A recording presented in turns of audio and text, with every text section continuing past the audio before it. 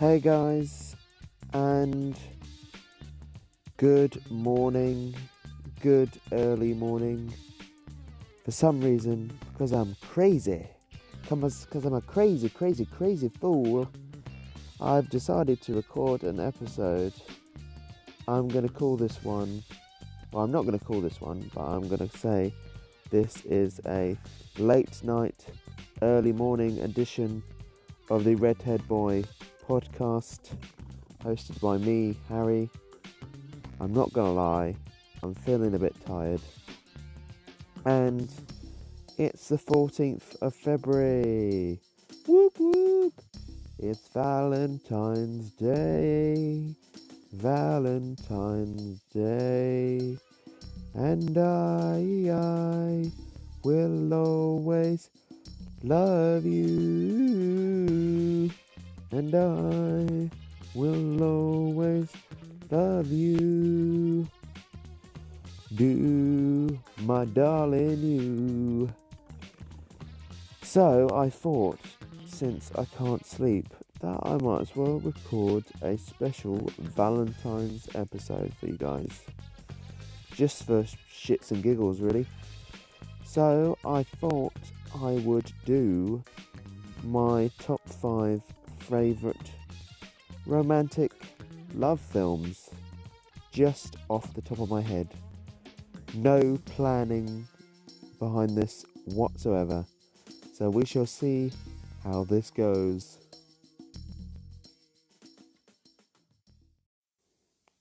Now, tell a lie, this isn't going to be like my top 5 best romantic, well, my favourite romantic films or lovey-dovey films. It's just going to be films that I suggest that are good romantic films that you could sit down with your partner or with anybody, with a mate, with your mate that is your Valentine's this year, and sit down and enjoy a good old romantic movie on this 2021 Valentine's Day.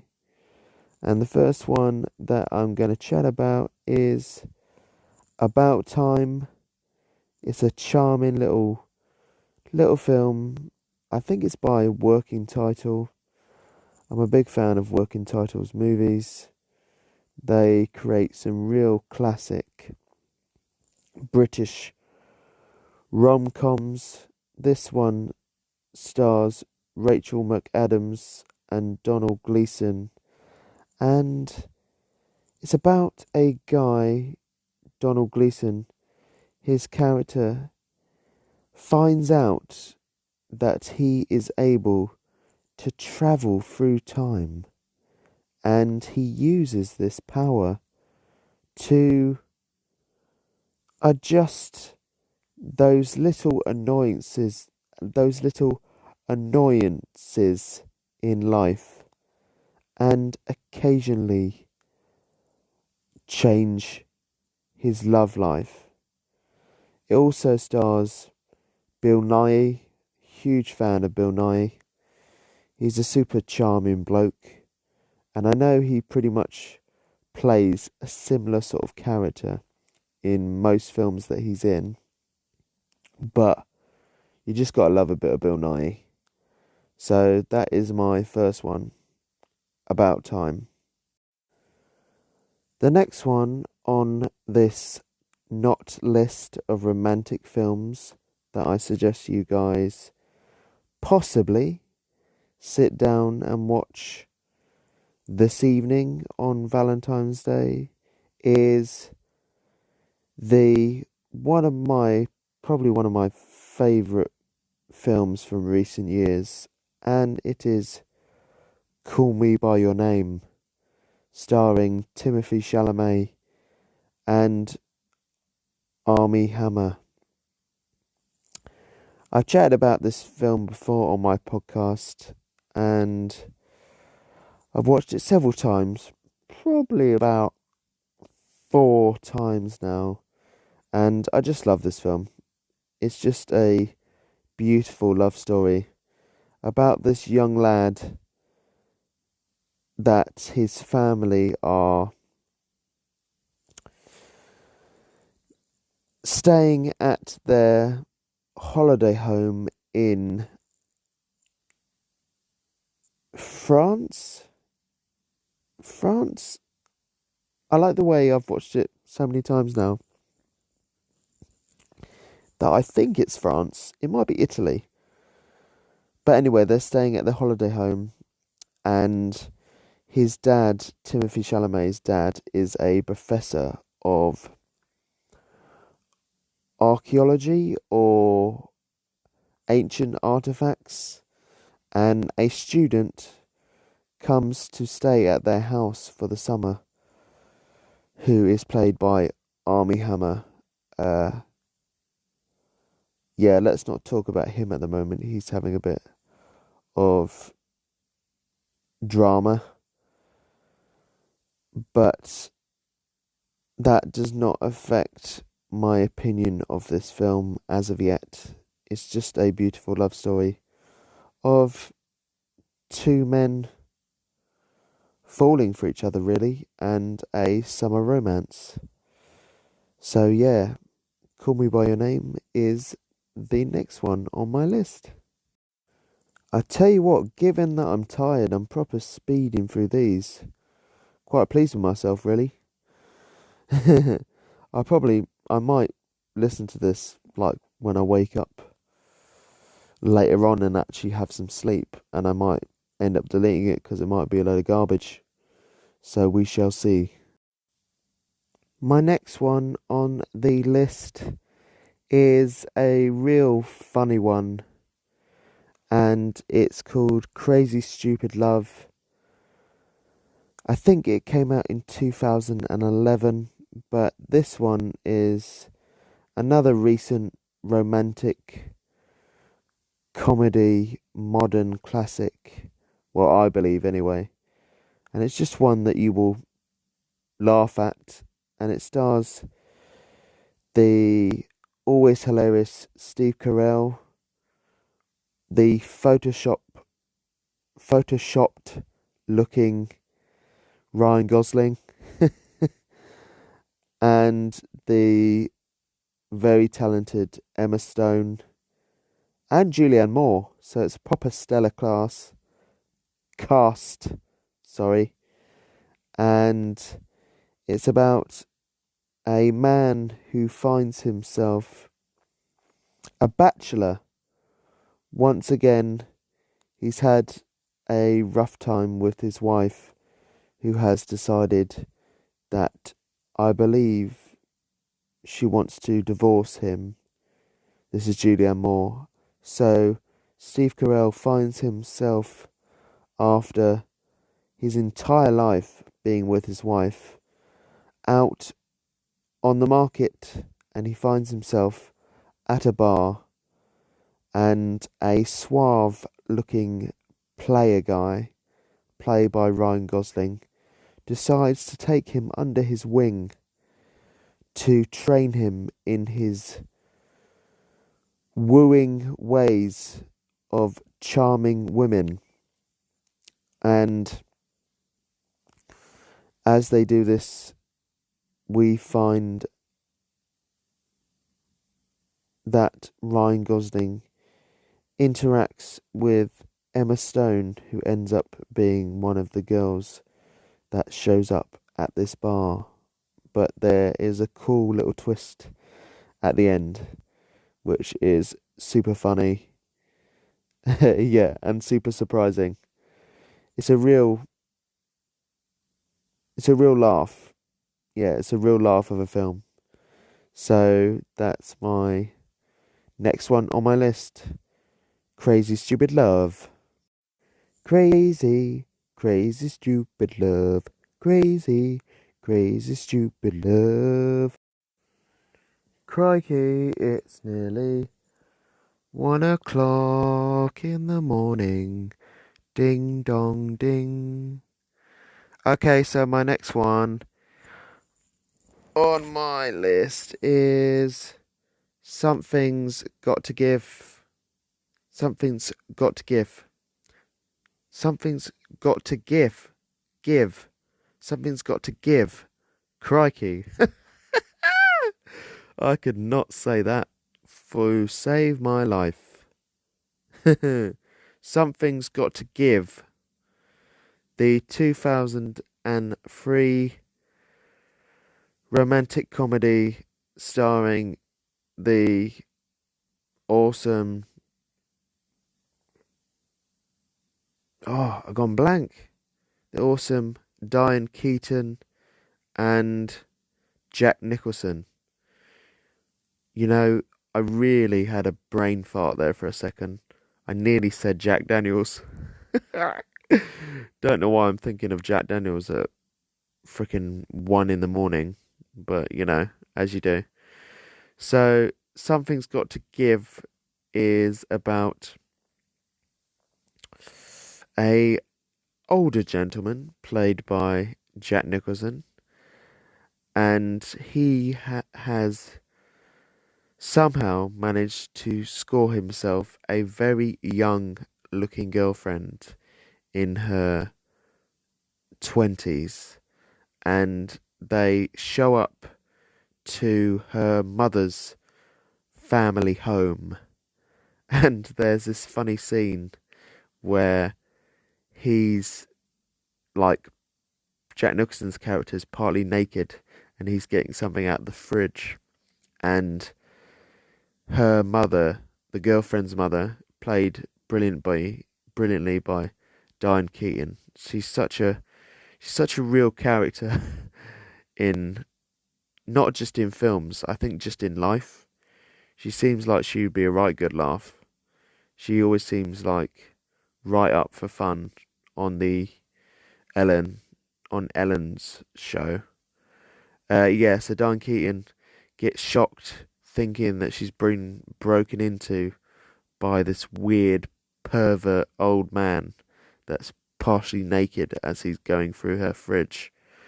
But then from the shock, she finds out that this is actually her daughter's new boyfriend, and the fun begins from there, including Jack Nicholson's character having a heart attack while he's having sex with his young girlfriend. Yeah, this is a super light-hearted, easy to watch romantic comedy. So check it out if that sounds appealing to you. It would be good that the last film that I just chatted about, it would be good if I actually said the right title. The film is called Something's Gotta Give. Yeah, it's a proper funny film, so definitely check it out. If you feel like it, if you feel like laughing, chuckling, laughing. We're still in the early 2000s, came out in 2004, and this one is Eternal Sunshine of the Spotless Mind. Now, I know a lot of the film people that listen to my show will be shocked that I've actually only seen this film once. And it is truly brilliant. Great script and a great performances from Jim Carrey and Kate Winslet. I think Jim Carrey is so good when he actually... Well, he is good in his comedies. He has done some stinkers in recent years, but has, as all of us do, we do some stinks sometimes. But I always think it's interesting when a comedic actor decides to go for something a bit more dramatic, something out of their wheelhouse, and this is definitely something out of left field for Jim Carrey. And this is, yeah, it's a charming little film about two people meeting on a bus. One supporting some very bright orange hair, Kate Winslet and Jim Carrey, and they build a relationship. And then later on in the film, they break up, and Jim Carrey finds an unusual way to try and forget her. I try not to spoil it, even though it has been out for a freaking long time. But yeah, he uses. Oh, screw it, I'm going to tell you. So he decides after they've broken up, he decides that he wants to get his memory wiped of everything of their entire relationship. And the film's really cool because it's done in a non-linear fashion. So I think it's always fascinating when a film does that. Messes about with time, baby. Also, there's a cool little performance from a young-looking Mark Ruffalo. So check out Internal Sunshine of the Spotless Mind.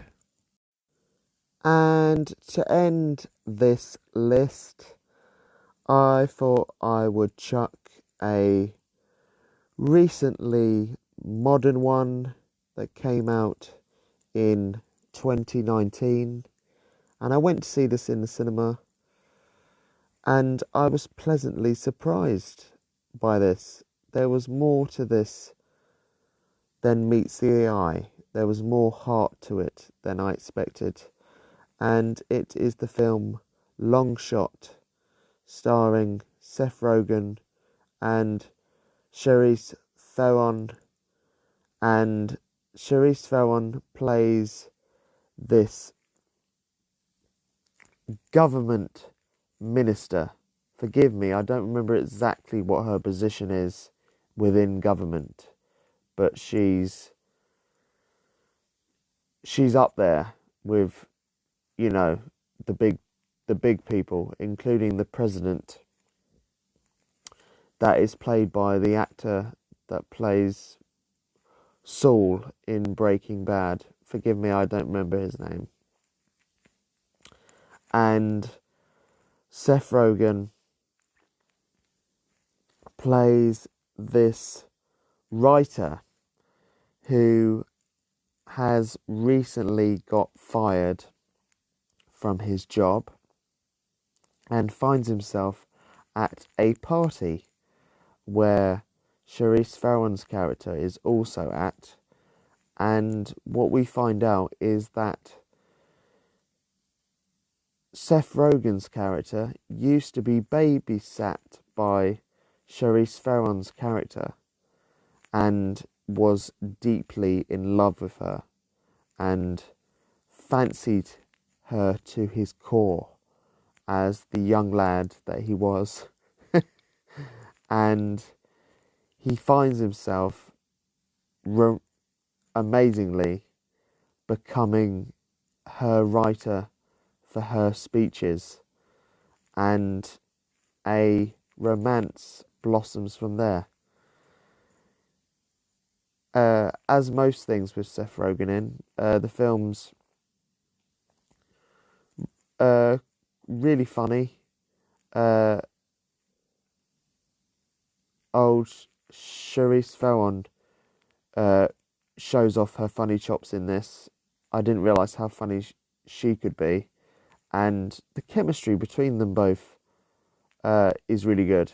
It's a funny film, including there's this funny bit where Seth Rogen dramatically falls down a set of glass stairs, and fuck, definitely looks like it hurts. So that's my last one on the list, and it is Long Shot, starring Seth Rogen and Charlize Theron. So that's my cheeky Valentine list. Just a few films there, just some suggestions of what you guys could sit down and watch tonight when you're feeling all passionate and loved up from Valentine's Day. So I hope you guys enjoyed this episode. Appreciated my tiredness. Yeah, crikey. And I hope everyone has a lovely Valentine's Day, full of love, care, and passion. Passion.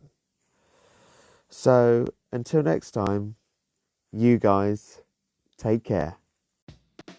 And to end the show properly, I thought I could play you just a snippet of a classic romantic song. And when I mean just a snippet, I mean it because of copyright law. So you guys have a lovable day now. Bye-bye now. Music is not included on YouTube versions of this podcast.